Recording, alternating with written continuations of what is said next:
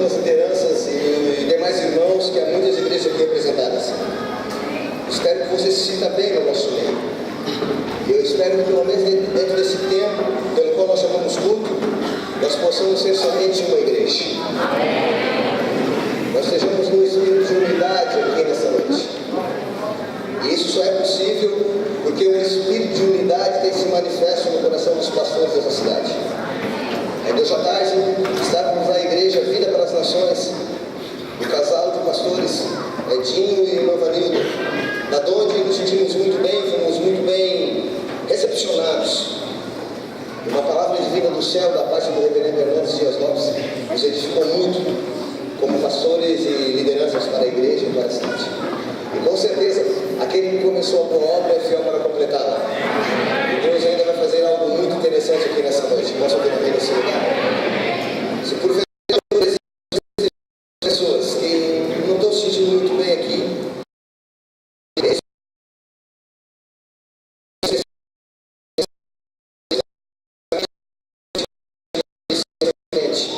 há um outro ambiente ali na frente, o nosso auditório. A câmera que está filmando aqui está lançando a imagem ali em tempo real.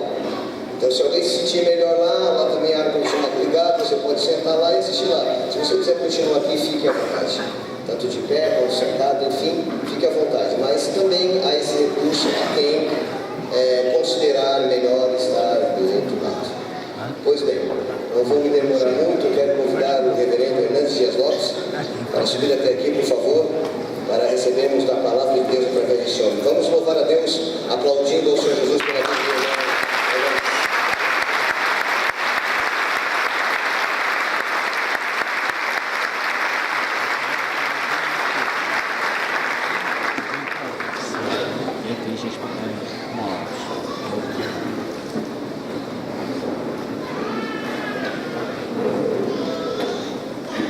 Irmãos queridos, é uma bênção e um privilégio poder partilhar com vocês esta noite a palavra de Deus. Quando a Bíblia é lida, quando a Bíblia é exposta, não é a voz de um homem que se escuta, é a própria voz de Deus.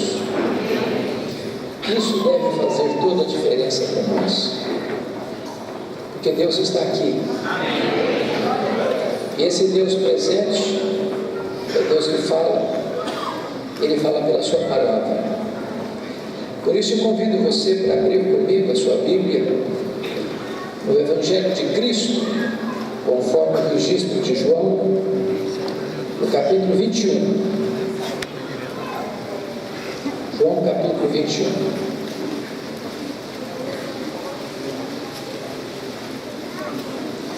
Nós vamos fazer a leitura até o versículo 19.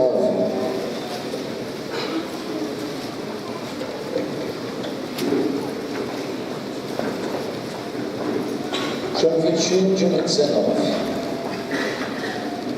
Depois disso, tornou Jesus a manifestar a seus discípulos junto ao mar de Tiberíades, e foi assim que ele se manifestou.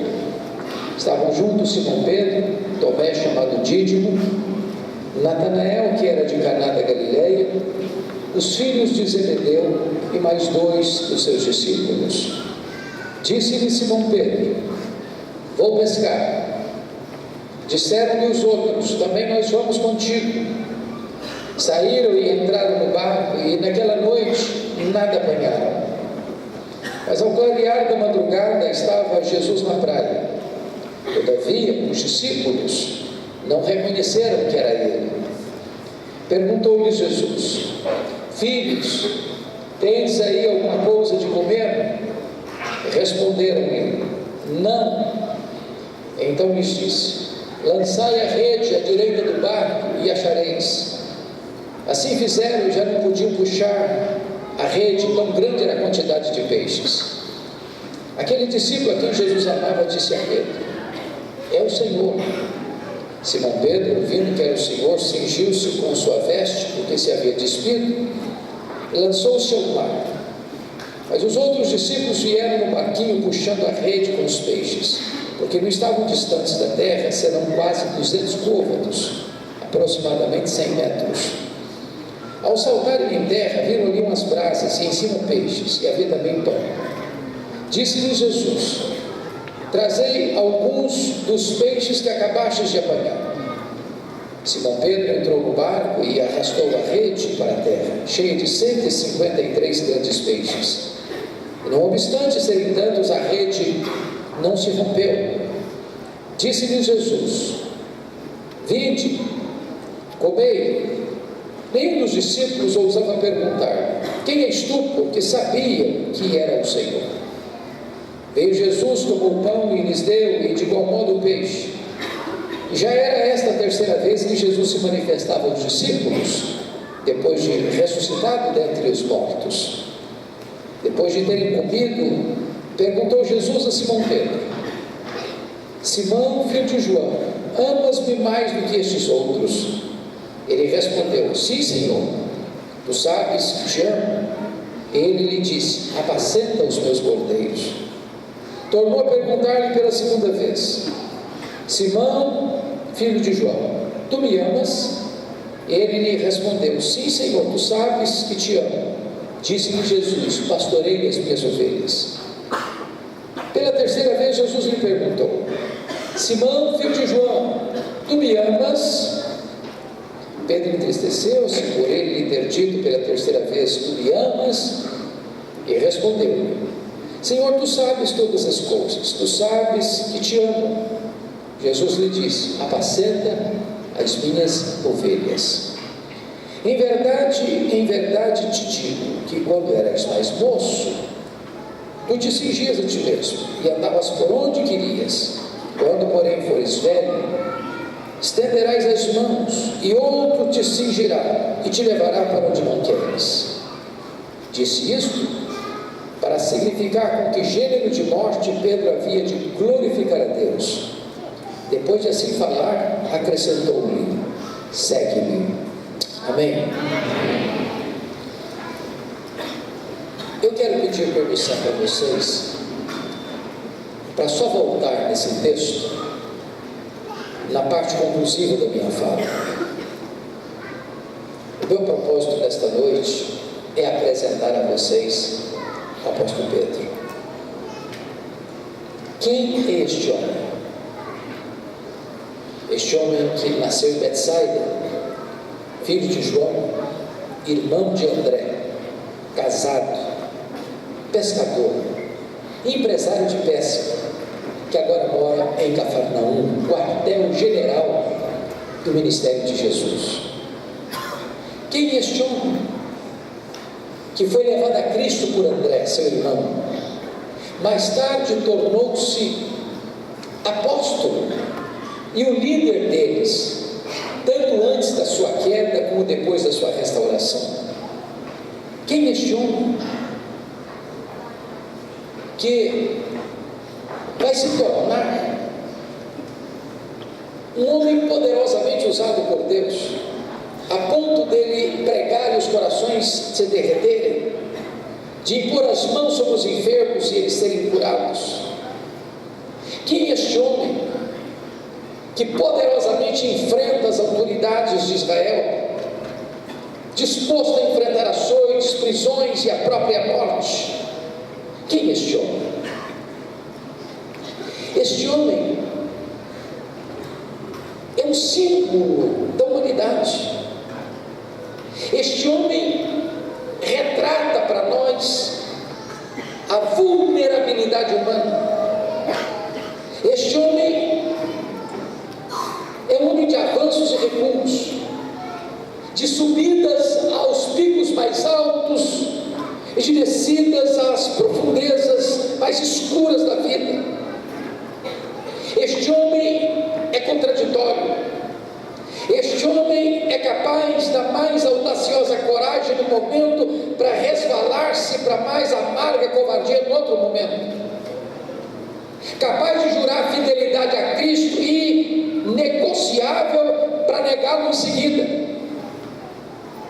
Capaz de fazer a profissão de fé mais cristalina: tu és o Cristo, Filho do Deus vivo, para em seguida, usado por Satanás, tentar desviar Jesus da cruz.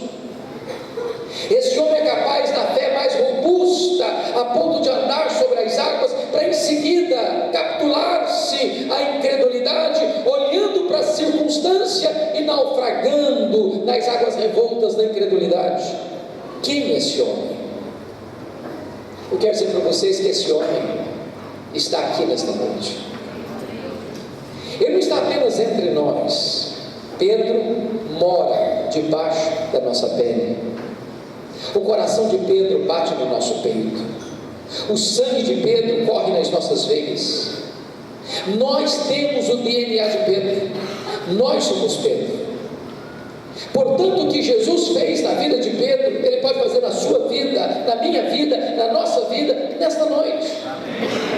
Portanto, eu gostaria de apresentar a vocês, nesta noite, o apóstolo Pedro, e na medida que nós olharmos para ele, vamos ver o tratamento de Deus na nossa própria vida.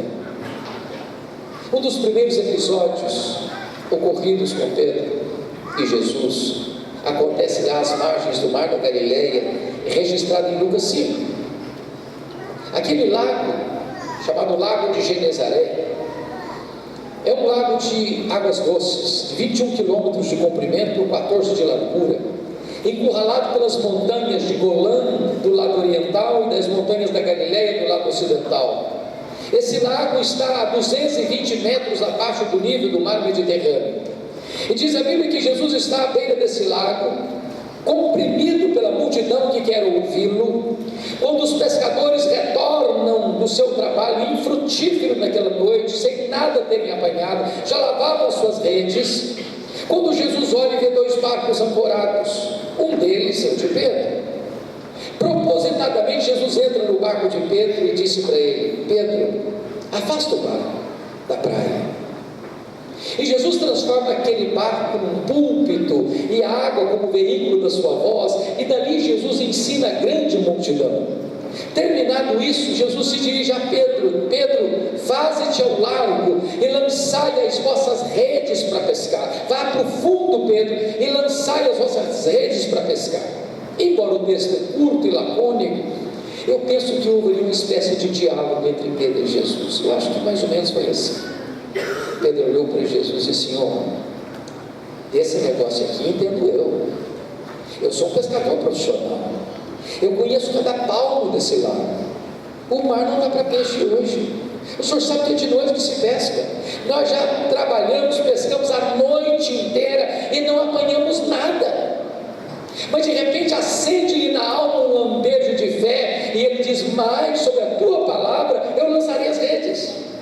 Quando ele lança as redes para pescar, um cardume começa a pular nas redes, as redes começam a se romper, o barco não consegue reter o produto daquela pesca milagrosa, o outro barco precisa vir, quase vão a pique, e quando Pedro percebe que não está apenas diante de um dia de sorte, de uma pescaria extraordinária, mas diante de um milagre insólito, ele larga para lá os peixes, ele larga para lá o barco, ele larga para lá as redes, ele vai na direção de Jesus, se prostra aos pés de Jesus e diz: Senhor, eu não sou digno de estar na tua presença, afasta-te de mim, vai embora de mim, eu sou um pecador. E Jesus olha para ele e diz: não temas, eu farei de ti um pescador de homens. Naquele momento Pedro foi pescado pela rede da graça de Deus, e ele vai ser trabalhado por Cristo. Jesus investe nele, ele se torna um seguidor de Cristo, mais tarde um apóstolo de Cristo. Ele vê os milagres de Cristo, ele vê Jesus curando os cegos, ele vê Jesus levantando os paralíticos, ele vê Jesus purificando os leprosos, ele vê Jesus dando vista aos cegos, ele vê Jesus dando audição aos surdos, ele vê Jesus dando voz aos mudos, ele vê Jesus ressuscitando os mortos, ele vê Jesus libertando os cativos, ele se encanta com a graça, com o poder de Jesus Cristo. Até que diz a Bíblia em Mateus 16, que ele está lá no extremo norte de Israel, lá nas fraldas do Monte Hermon, lá na divisa com o Líbano, lá em Pânias, onde nasce o Rio Jordão, lá em Cesareia de Filipe, quando Jesus faz uma enquete com seus discípulos assim: quem diz os homens ser o Filho do Homem? Em outras palavras, o que o povo comenta a meu respeito? E eles disseram: Senhor, uns pensam que tu és João Batista, outros pensam que tu és Elias, outros pensam que tu és Jeremias, outros pensam que tu és alguns dos profetas. Em outras palavras, Senhor, o povo não sabe nada a teu respeito. O povo está rendido à mais completa confusão. É muito provável que seja assim ainda hoje. Aí Jesus se dirige aos seus discípulos e pergunta assim: e vós? Quem disseis que eu sou? E Pedro, que era falante, Pedro, que não suportava que ninguém falasse na sua frente, Pedro responde para o grupo: tu és o Cristo, o Filho do Deus vivo. Talvez até aguardando um elogio de Jesus. Parabéns, Pedro, você tem um aguçado discernimento, você é um homem de clara percepção. Mas não foi o que Jesus disse para ele. Jesus disse assim: bem-aventurado és, Simão Barjonas, porque não foi carne e sangue quem tu revelaram, mas o meu Pai que está nos céus. Em outras palavras, Jesus está dizendo o seguinte para Pedro: ô Pedro, não pense que você sabe quem eu sou, porque você é mais espiritual, ou você tem um aguçado discernimento maior que os outros. Você só sabe quem eu sou, Pedro, porque o Pai me revelou para você. Que se o Pai não tivesse me revelado para você, como povo, você também não saberia quem eu sou. Aí Jesus se dirige a ele e diz: e eu também te digo que tu és Pedro, e sobre esta pedra eu edificarei a minha igreja, e as portas do inferno não prevalecerão contra ela. Está aqui, irmãos, em Mateus 16, 18, um dos textos mais importantes da Bíblia, de cuja correta interpretação depende o futuro do cristianismo. Quem é essa pedra sobre a qual a igreja está edificada? Há três interpretações na história da igreja. A primeira delas é que Pedro é a pedra. Há uma frase em latim muito conhecida no mundo religioso que diz assim: ubi Petros, ibi ecclesia. Onde está Pedro? Aí está a igreja. A segunda interpretação é que a declaração de Pedro é a pedra sobre a qual a igreja está edificada. Tu és o Cristo, o Filho do Deus vivo. A terceira interpretação, penso eu, subscrita por todos nós, se não pela maioria de nós, é que o próprio Cristo é a pedra sobre a qual a igreja está edificada. O texto nos leva a essa conclusão, se não vejamos. Na língua grega, há um trocadilho que não aparece muito claramente na língua portuguesa. A palavra Pedro em grego é Petros, e Petros é literalmente fragmento de pedra. A palavra pedra é Petra, e Petra é rocha inabalável. Metáfora essa nunca usada para nenhum homem na Bíblia, senão para Deus.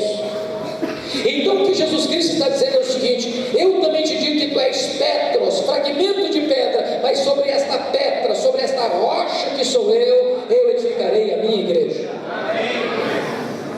Mas também o pronome demonstrativo nos ajuda a entender melhor. Eu estou aqui com a minha Bíblia na mão. Eu digo então esta Bíblia, porque qualquer pessoa que não tem a mínima noção de português, inglês ou grego sabe a diferença entre esta e essa. Eu digo esta Bíblia, mas se eu coloco no púlpito e me afasto, eu digo essa Bíblia. Se Jesus tivesse a intenção de dizer que Pedro era pedra, ele teria dito assim: eu também te digo que tu és Petros, mas sobre essa pedra eu edificarei a minha igreja. Mas ele não disse isso. Ele disse: eu também te digo que tu és Petros, e sobre esta pedra que sou eu edificarei a minha igreja. De tal maneira que Jesus está fazendo 4 afirmações aqui. Primeiro, ele é o fundamento da igreja. Ninguém pode lançar outro fundamento além daquele que já foi posto, o qual é Cristo Jesus. O próprio Pedro disse em Jerusalém que Jesus, e não ele, é a pedra de esquina, a pedra sobre a qual a igreja está plantada. Segundo, Jesus é o dono da igreja. Ele diz: eu edificarei a minha igreja.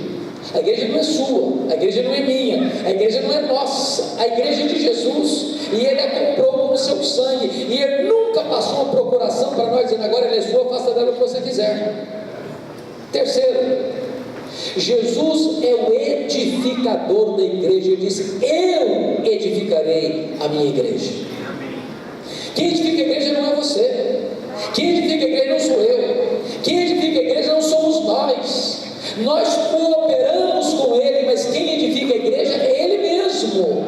O apóstolo Paulo entendeu isso quando diz: eu plantei, Apolo regou, mas o crescimento veio de Deus. De tal maneira que nem o que planta, nem o que rega é coisa nenhuma, mas Deus que dá o crescimento. Quarto lugar, Jesus é o protetor da igreja, e as portas do inferno não prevalecerão contra ela. Não tem perseguição, não tem martírio, não tem a fúria do inferno capaz de destruir a igreja do Deus vivo. Ela é indestrutível, porque o seu Salvador é também o seu protetor. Pois bem, irmãos, depois que Jesus explicou para os discípulos quem Ele era, diz Mateus 16 que Jesus passa por uma nova fase do seu ensino. Agora então Ele abre as cortinas e revela para os discípulos qual for a finalidade da sua vinda ao mundo. E Ele diz para eles assim: olha, entendam isso, é necessário que o Filho do Homem suba para Jerusalém e sofra muitas coisas nas mãos dos anciãos, dos escribas e dos principais sacerdotes, e seja morto para ressuscitar no terceiro dia. Diz a Bíblia que quando Pedro escuta essa conversa de Jesus, depois de afirmar que Jesus era o Cristo, Filho de Deus vivo, ele chama Jesus à parte: vem cá, Jesus, vem cá, e passa a repreender a Jesus, dizendo: Senhor, tem compaixão de ti, isso de modo algum te acontecerá. Não, Senhor, o Senhor está pensando muito negativamente, o Senhor está com as ideias meio soturnas, o Senhor está com as ideias meio doentias, o Senhor para desse negócio de falar em morte, pensa bem, pensa melhor, pensa em vida, pensa positivamente. E diz a Bíblia que Jesus olha para ele e diz: arreda, Satanás, és para mim causa de tropeço, tu não cogitas das coisas de Deus, apenas das coisas dos homens. Pensem comigo isso. Se Pedro fosse a pedra sobre a qual a igreja estaria edificada, a igreja estaria edificada sobre a areia movediça. Bendito seja Deus, a igreja está edificada sobre Jesus, a pedra fundamental que não se abala. Mas vamos entender o que Jesus não disse. Primeiro, Jesus não disse que Pedro é Satanás. Jesus não disse isso. Segundo, Jesus não disse que Pedro está endemoniado, que Pedro está possesso. Jesus não disse isso. Terceiro, Jesus não mandou Pedro arredar. Também Jesus não disse isso. Jesus mandou Satanás arredar. Porque se nós não tivermos esse entendimento, a gente diz assim: arreda Pedro, aí o Satanás fica. Não, Satanás arreda, Pedro fica. Pedro é discípulo, Pedro é apóstolo, em Pedro Jesus vai continuar investindo. Satanás que está tentando induzi-lo, aquele mesmo Satanás que foi derrotado no deserto, está de volta tentando instrumentalizar Pedro. Esse Satanás arreda, afasta. Em Pedro vou continuar investindo. Eu quero dizer para você que apesar dos seus deslizes, apesar das suas quedas, apesar dos seus fracassos, Jesus não abre mão da sua vida. 6 dias depois, diz a Bíblia que Jesus subiu em alto monte com o propósito de orar, e leva consigo Pedro, Tiago e João. A tradição diz que é um monte Tabor, outros pensam que é um monte Hermon. Bom, não importa o monte, porque nós não adoramos geografia sagrada, nós entendemos que Deus é Espírito, e importa que os seus adoradores o adorem em Espírito e em verdade. Mas o fato é que Jesus sobe para orar e ora, e os discípulos dormem, porque o que dá prazer em Jesus dá cansaço deles. Mas no topo daquela montanha acontecem 4 milagres. Primeiro milagre: Jesus foi transfigurado na presença deles. O rosto de Jesus brilhava como o sol, as vestes de Jesus brilhavam como a luz. Segundo milagre: Moisés e Elias aparecem em glória, conversando com Jesus sobre a sua partida para Jerusalém. Terceiro milagre: uma nuvem luminosa os envolve. Quarto milagre: de dentro da nuvem surge uma voz divina: este é o meu filho, o meu eleito, a ele ouvi. Quando Pedro coisas, ele chega para Jesus e diz: mestre, bom estarmos aqui. Vamos fazer 3 tendas? Uma será tua, outra de Moisés, outra de Elias. Ele pensava que ele estava no controle. Diz a Bíblia que ele não sabia o que estava falando. E por que não sabia o que estava falando? Estava falando uma bobagem. Ele estava vendo milagres, mas estava desprovido de entendimento. Mas de que entendimento ele estava desprovido? Primeiro, da centralidade da pessoa de Jesus. Quando Pedro diz assim: vamos fazer 3 tendas, uma tua, outra de Moisés e outra de Elias, está dizendo o seguinte: eu estou comparando e equiparando Jesus a Moisés e Elias, ao representante da lei, ao representante dos profetas. Mas Jesus não é apenas um grande homem, Jesus é o próprio Deus entre os homens. Ele é único, ele é singular, ele é incomparável. Segundo lugar, Pedro está vendo milagres, mas não está discernindo a centralidade da missão de Jesus. Como assim? Eu pergunto para vocês: qual foi a agenda da reunião de Moisés e Elias com Jesus naquele monte? Sobre o que conversaram? Lucas 9:31 nos informa que eles conversaram sobre a partida de Jesus para Jerusalém. A palavra partida no grego é êxodos, de onde vem a nossa palavra portuguesa, êxodo. E o que foi o êxodo? A libertação de Israel da escravidão do Egito. O que significa isso? Significa que a ida de Jesus para Jerusalém para morrer na cruz seria o nosso êxodo. Foi lá na cruz que Jesus quebrou as nossas algemas. Foi lá na cruz que Jesus quebrou as nossas cadeias. Foi lá na cruz que Jesus nos tornou verdadeiramente livres. Diz a Bíblia que quando Jesus desce desse monte, ele cura um menino endemoniado, devolve ao seu pai, e diz Lucas 9:43 que diante desse milagre todos se maravilhavam do quanto Jesus fazia. Todos quem? A multidão e os discípulos. E Jesus vê nisso uma espécie de sedução perigosa. Como assim? Quando ele multiplicou pães e peixes, a multidão queria fazer Jesus um rei político. Agora, novamente, essa tendência volta, e o povo mais uma vez quer fazer de Jesus um operador de milagres, para resolver os seus problemas imediatos.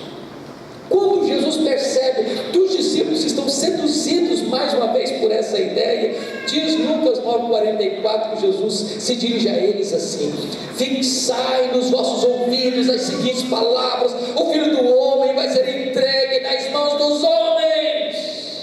O que significa? O que Jesus está dizendo é o seguinte: não pensem em vocês que eu vou mudar minha agenda, não pensem em vocês que eu vou ficar entre vocês apenas como operador de milagres, não pensem em vocês que eu vim ao mundo apenas para resolver os seus problemas materiais, humanos, terrenos e temporais. Eu vim a este mundo para ir para a cruz, e é para a cruz que eu estou indo, porque é lá na cruz que eu vou libertar vocês, é na cruz que eu vou redimir vocês, é na cruz que eu vou abrir a porta do cativeiro de vocês, é na cruz que o êxodo de vocês vai acontecer. Mas diz Lucas 9:45 que os discípulos não entenderam isso, vendo milagres, mas sem discernimento espiritual. Por que eu estou lhes dizendo isso, irmãos? A igreja evangélica brasileira, em grande parte, está ávida por ver milagres, está correndo atrás de milagres, acreditando até em milagres que nunca existiram, com a ideia de que se nós víssemos mais milagres, nós creríamos mais. Eu vou lhes dizer que isso não é verdade. Sabem por quê? No topo dessa montanha tem 3 gerações representadas: a geração de Moisés, a geração de Elias e a geração dos discípulos. Leia sua Bíblia e você verá que essas são as 3 gerações que mais viram milagres na história da humanidade. Leia sua Bíblia e você verá que foram as 3 gerações mais incrédulas da história da humanidade. A fé não vem pelo milagre, a fé vem pelo ouvir e ouvir a palavra de Deus. Há muitas pessoas que estão à cata de milagres, mas não têm discernimento nem de quem é Jesus, nem do que ele veio fazer neste mundo. A partir de Lucas 9:51, diz a Escritura que Jesus está caminhando para Jerusalém, e todo mundo podia ver isso no rosto dele, que ele estava indo para Jerusalém, até que ele chega em Jerusalém. As multidões vão cantando: Hosana, Hosana, bendito que vem em nome do Senhor. Ele vai descendo o Monte das Oliveiras, ele vai atravessando o Vale do Cedron, ele vai começando a subir as encostas do Monte Moriá. Lá está a entrada da cidade, lá está o templo majestoso, e diz Lucas que quando ele está entrando na cidade, ele começa a chorar. O povo canta, ele chora. Mas chora por quê? Chora porque Jerusalém não aproveitou o tempo da sua visitação. Chora porque vê profeticamente a cidade sendo esmagada pelos romanos, o templo sendo destruído pelos romanos, o povo sendo passado ao fio da espada, e os judeus sendo dispersos para a mais longa dispersão de todos os tempos, desde o ano 70 a 14 de maio de 1948. Depois que Jesus entra na cidade, mais tarde, ele diz assim para Pedro e João: vocês vão preparar um lugar, porque eu quero comer a Páscoa com vocês. Aí Pedro e João prepararam o cenáculo. Jesus já estava mergulhado na sombra da cruz.